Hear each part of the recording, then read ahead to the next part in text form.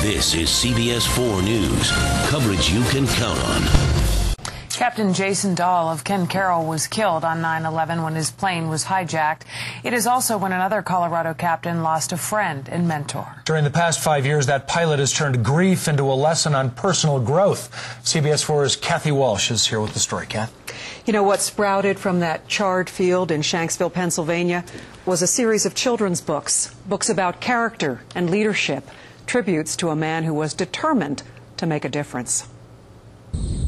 In a field in western Pennsylvania, Captain Jason Dahl died on Flight 93.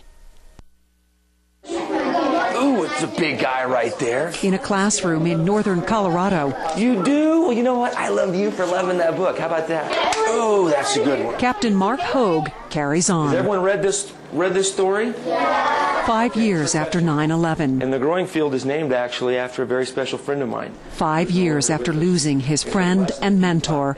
Father Eagle looked at his son and said, "Their beliefs about what you can do are right." Mark reads from a book inspired by the tragedy. You need to look inside of yourself for your own special gifts and talents. It is there you will find your song. An eaglet soars after finding his own special song. Mark's song is in the story he wrote. It is the legacy of the late Jason Dahl. It wasn't about him.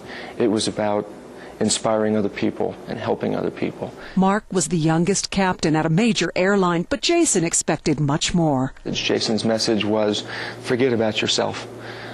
What can you do for somebody else? Spectacular kids live in the magical town of Walden. 6 stories grew from Mark's sorrow and Jason's inspiration.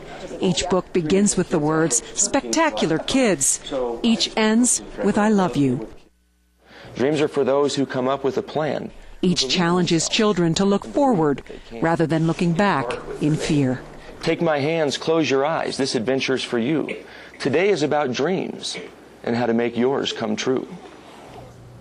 And the hope from these books has made it to the Gulf Coast. Mark Hoog has donated about 1,000 books to students in Katrina-devastated Mississippi. Before they're shipped, students here in Colorado write a message of encouragement right here and send it to them. A great story. I'll tell you what, talk about somebody who tried to make something good out of something horrible. And it sounds like, it's a book for kids, of course, but it sounds like we all need to read it. Oh, yeah. We could all learn something. There is no question. Yeah. This is the first of 6. All right. Thank you, Kathy.